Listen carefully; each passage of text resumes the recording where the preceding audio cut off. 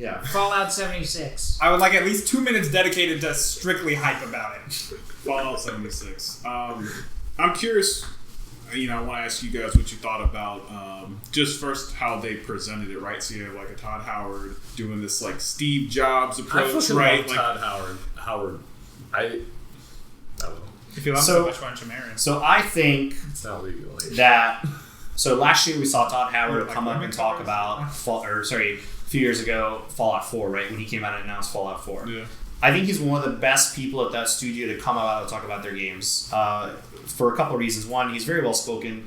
Two, clearly he is full hands-on with any game that they make at that studio. Like, he is on the ground floor, working with the devs, working with the artists, and making sure that they're pushing like this game to its limits. And I also like the guy because he's just a pure risk taker.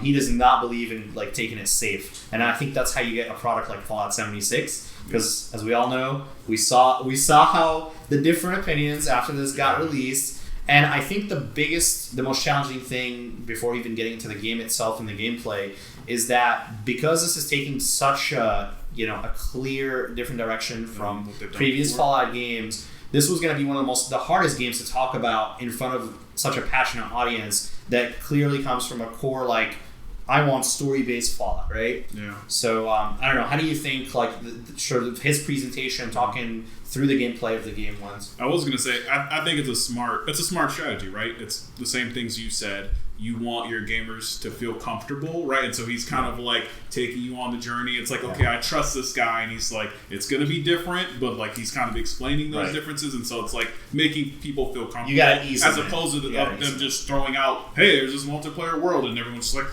what does that mean? What's going to happen? And he's like kind of just talking it through, having like little comedic moments to make people feel a little bit more comfortable. This is a different very concept. Comfortable himself on stage. Yeah. I know who he is. I wasn't extremely familiar with him, but from all the other people they brought up on stage that night, like that really tall guy and the other dude who were just like looking at each other for 30 seconds, not saying a word. Like, it's just completely different atmosphere once he was on stage. Also, shout out to Todd Howard for that sweet leather jacket. That's how you come out strong. Shout out, baller. Todd Howard. Yeah, we'll show that one right here. Join the crowd, Chris. Come on. So the water's fine. Yeah, I'm really excited. I know it's not going to be Fallout 3. It's not going to be Fallout New Vegas. Fallout 4. It's going to be closer to Fallout 4 in my opinion. There's not going to be, apparently they confirmed, no NPC dialogue that you'll have, which is weird to me.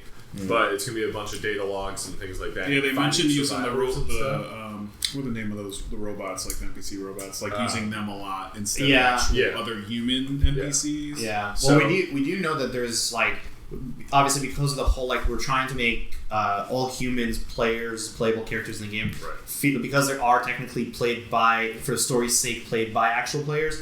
But they did say that there is like a human race. I forget what they're called, but essentially like hillbillies. Yeah, possibly. But essentially, they're like, they've taken a lot of like radiation and so they're gonna be like ghouls. They're not humans, but they're similar to ghouls. I think they have an official name for them, but I'm forgetting off the top of my head. Ghouls, they're using West Virginia lore too. Apparently, there's like this giant sloth. They're gonna end up using a lot of that, which is pretty. Two-headed sloth or three-headed sloth. Yeah. I'm like, yes, I'll take that.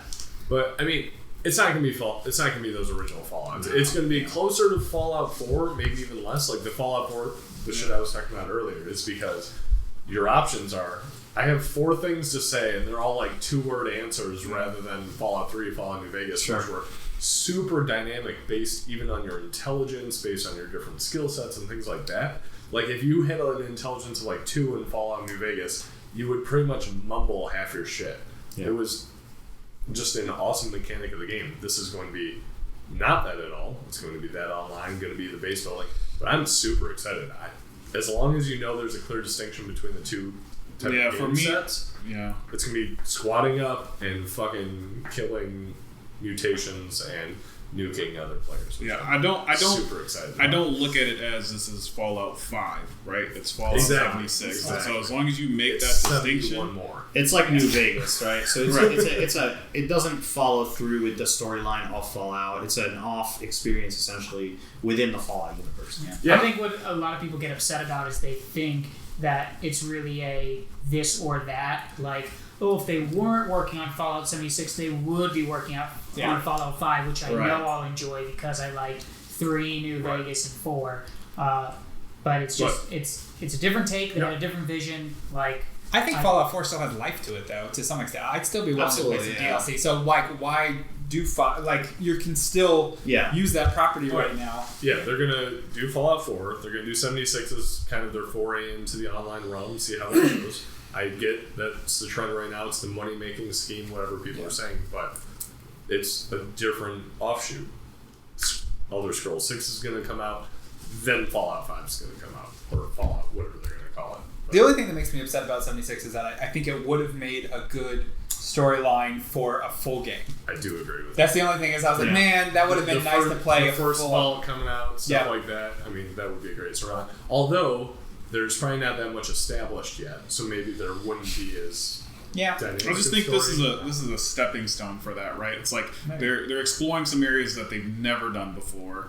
In this kind of just West Virginia, not the multiplayer craziness. No one has. But it's like one viewer is West Virginia. It's like a stepping stone there, where you're getting there, right? Let's introduce multiplayer aspects and just players and no NPCs, and I think this will be the true test. And if everyone hates on it, it's like, all right, well, we'll do Fallout 5. But if this does well, then like maybe they will make this more of an established story plus the multiplayer aspect. Yeah, if it was a story where you could opt into multiplayer as well, I think that would be a great kind of amalgamation of the two. If this goes well, like an MMO where you like can opt in to have like that PvP, like other players around, like if there was something. Old Republic, to be honest, where you have those story zones, but then you can go into the separate like kind of multiplayer area. Yeah, I am curious to see like long term just how this is going to play out for people who only enjoy the single player story. Yeah, I'm curious to know how much this is really going to affect them, because I think to Jordan's point, I think those players are going to say, no, I'm going to stay with Fallout 4. I'm going to keep playing that game because it still has plenty of life ahead of it, especially with the modding community. I think what Fallout 76 truly is that it's an evolution, because we saw with the Elder Scrolls, they were like, well, we want to dip our feet into what online could be like for Elder Scrolls, and they are seeing how successful. I believe Elder Scrolls Online has like 12 million players right now. So they're seeing that success, and they're saying, how can we replicate that in a Fallout universe? So curious to see how it's going to play out. I think I told you, like, you guys saw my reactions, like, as the conference was going. I was not very excited. The more I'm reading about it, I'm kind of starting to see, like, their vision for what this game is. I think the biggest problem I have right now is that even with that 20-minute presentation on stage, there's just still a lot of missing pieces and details. But I feel like the beta is going to answer those questions, but also I don't. That's one of the reasons I'm upset, is that to get access to the beta, you do have to pre-order the game. And I feel like that's a practice that I'm not a huge fan of either, because it's like, okay, do I pre-order the game and then I cancel after I get access to the beta? I feel like that's a cheap way, and there's plenty of games that we saw at E3 this year that said, hey, our beta's coming in a few months, sign up for it today, like the Division 2. You don't need to pre-order the game, and I think that's a better practice. Yeah, I agree. Did you pre-order? For Fallout 76. No, I have not. I'm not either. Really? Now I will say, you just said you pre-ordered everything.